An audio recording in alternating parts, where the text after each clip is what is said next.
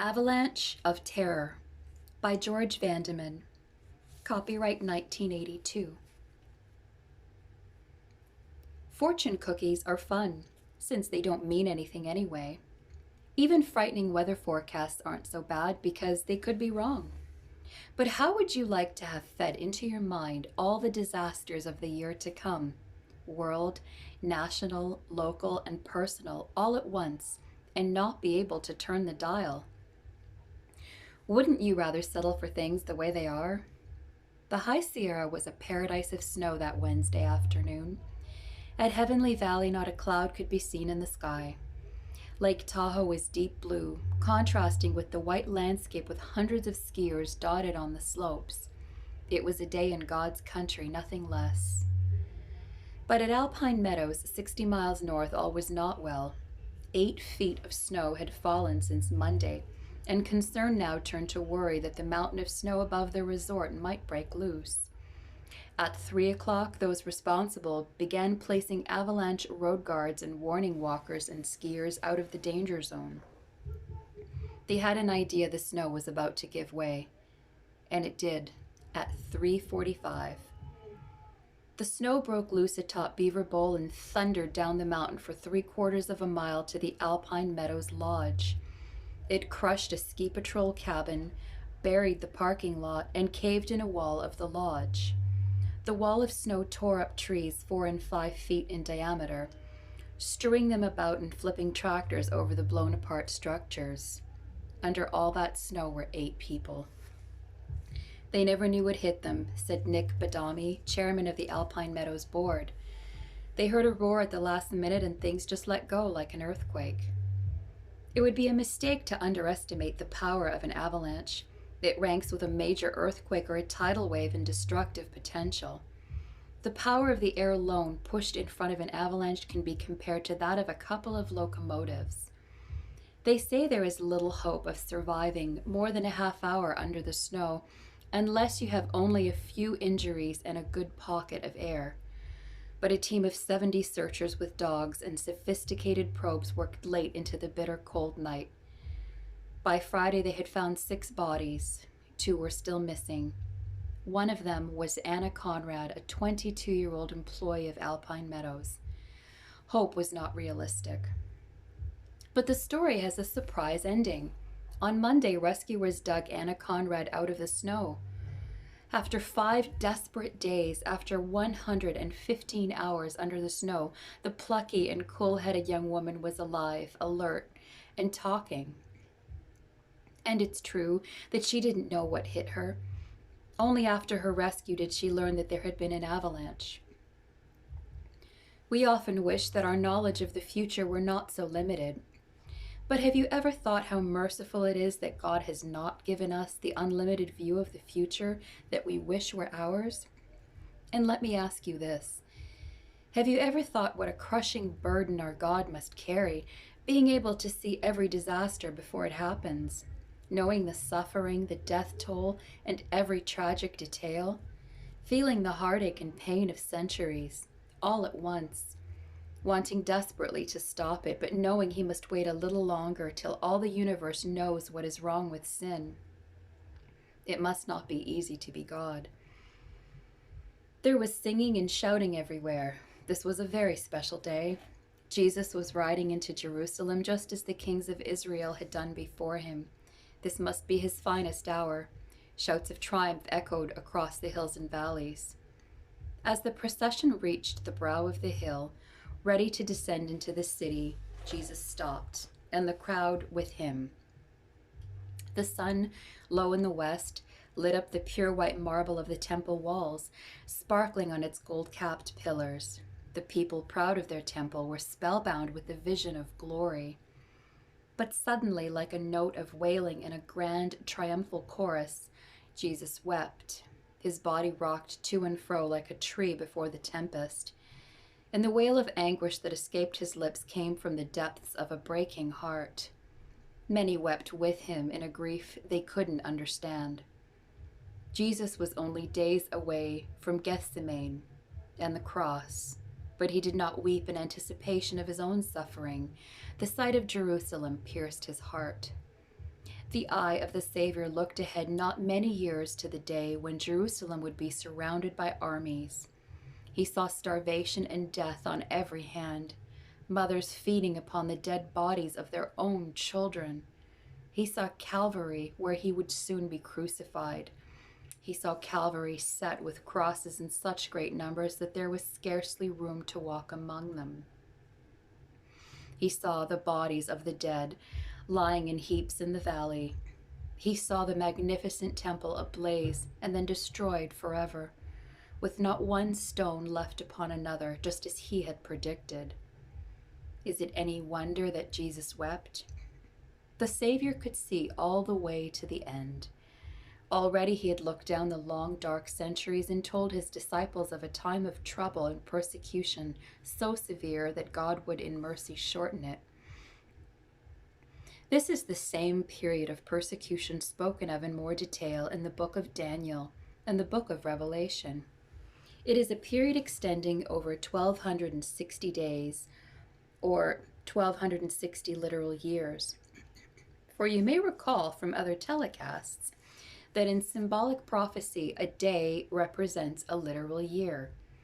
The persecuting power was fully in place by AD 538, so that the period would end in 1798, with the persecution ending a short time before that. Notice now these words in the book of Revelation.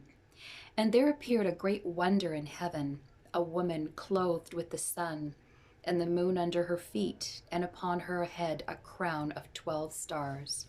Revelation chapter 12, verse 1. Reading on, we see that the woman is about to give birth, and a dragon stands ready to destroy the child as soon as it is born. The woman gives birth to a man-child who is caught up to God and to his throne. It is not difficult to get the picture here. This beautiful woman, of course, represents the church. A woman is often used in symbolic prophecy to represent a church. Satan is the dragon. He stands waiting, determined to destroy the child. But he fails, and Jesus, the man-child, is caught up to God and to his throne. What would the rebel leader do now? Jesus was out of his reach. The throne of God was secure. He determined to turn all his hatred towards the church. He would hurt Jesus by destroying his people. Heaven was safe, but the earth was in great jeopardy. Therefore rejoice, ye heavens, and ye that dwell in them. Woe to the inhabitants of the earth and of the sea, for the devil is come down unto you, having great wrath, because he knoweth that he hath but a short time. So what happens? And the woman fled into the wilderness, where she hath a place prepared by God, that they should feed her there 1,260 days. This is what happens. The woman flees into the wilderness, where she is relentlessly persecuted by the dragon, Satan. There, for 1,260 years, more than 12 centuries, God protects her from extinction. The persecution of the church is so severe that it is described in a flood. But the earth helps the woman. The high mountains and remote places of earth provide protection to the woman, and she does survive. We see her again in verse 17, down in our day, still under Satan's attack, but still clinging to the faith of Jesus and still loyal to the commandments of God. So much for the prediction as we find it in this 12th chapter of Revelation. This is what Jesus saw as he looked down the dark centuries. Did it happen that way? Yes, it did. The powers of evil arrayed themselves against Jesus in the person of his followers, and it was not long until a storm of persecution was released upon them. It began under Nero about the time of Paul's martyrdom. Christians were falsely accused of the most dreadful crimes, and natural calamities, even earthquakes, were charged against them. Great numbers were thrown to wild beasts or burned alive in the amphitheaters. Some were crucified. They were hunted like beasts of prey. Thousands found shelter only in the catacombs. But under the fiercest persecution, these Christians remained firm. Those who gave their lives were replaced by others equally loyal. Satan saw that he could not destroy the church by violence. He would try now to work from within the church instead of from without. Now the church was in fearful peril. Compromise proved a more effective weapon than death. The church, desiring to be popular, courted the pagan world. Pagans in great numbers came into the church and brought their idols and their superstitions and their pagan ceremonies with them. The church was now corrupt. No longer could it be represented by a beautiful and pure woman of Revelation 12. The woman of Revelation, the small nucleus of Christians who held firm to the faith of Jesus and the apostles, could never accept the heresy and corruption that had come in. She had no choice now but to go underground, to flee into the wilderness, and there she would remain, hidden from view through the long dark centuries, more than 1,200 years. Only God knows how many were martyred during those dark years.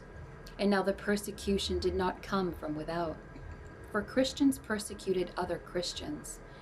All through history, some of the worst atrocities have been committed in the name of religion. It seems there is no terror so fearful as terror in the name of God. But all through the dark centuries, the light of faith, the light of truth, never went out. Hidden away somewhere in the wilderness, somewhere in the high mountains, God had his faithful ones. There were the Waldenses, for instance, in the Piedmont valleys of northern Italy, surrounded by the lofty mountains that hid them from their enemies. They worshipped God for 1,000 years and never surrendered their faith.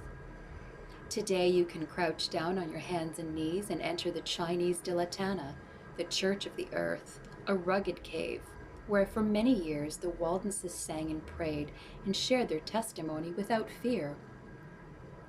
But at last came the day when 250 of them were trapped in that very cave by soldiers who built a fire at its opening. As the fire consumed the oxygen, they sang praises to God until breath was gone, preferring to give their lives rather than renounce their faith. Yes, even in the strongest winds of persecution, the torch of truth was never wholly extinguished. At last, in 1798, the 1,260 years came to an end. In most of Europe, the persecution had largely ceased a quarter of a century earlier. The Reformation was in place. Bible translators had done their work. Printing presses could now make the scriptures available to all. Light was dawning. Satan, in his fury, had unleashed a veritable avalanche of terror upon the church in the wilderness. Buried beneath it, still clinging to truth, the church was left for dead. Like Anna Conrad, but also like Anna Conrad, the church did not die. She emerged from her long and torturous ordeal alive, alert, and talking. From the debris of centuries, she emerged to stand like the Alps for her Lord, to speak in a voice heard round the world, and truth triumphed with her. For truth, safe in her hand through the long centuries, came out of the smothering avalanche untainted, needing only to be polished and presented again to those who had been so long without it. The light still shines in the darkness, and the darkness has never put it out. John chapter 1, verse 5. The light still shines. The darkness has never put it out. It never could, and it never will. I think of the story of a winter night when the Roman legion encamped in a little lakeside town in France. There are many versions of the story, but evidently 40 soldiers had refused to renounce their faith, and the emperor sentenced them to die out on the frozen lake. Banded together in the benumbing cold, they began to sing. The stern, proud commander, on watch from his comfortable tent, heard the words, 40 wrestlers wrestling for thee, O Christ, claim for thee the victory, and ask from thee the crown. Strangely moved by this unusual testimony, that hardened soldier, so used to cursing and frantic pleas for mercy, listened intently. These were men of his own company, men who had angered the emperor by their faith.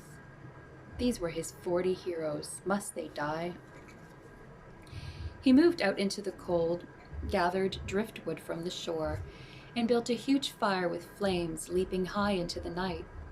Perhaps this would lead them to renounce their faith and thus save their lives, but no, Again, the sound of the refrain met his ears, weaker now.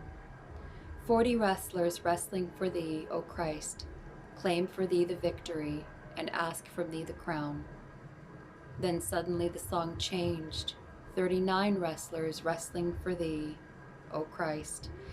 And all at once, as the song still floated in across the ice, one of the prisoners climbed up the bank and dropped by the fire a huddled mass. The song of the 40 was no more. One of the heroes had disavowed his faith.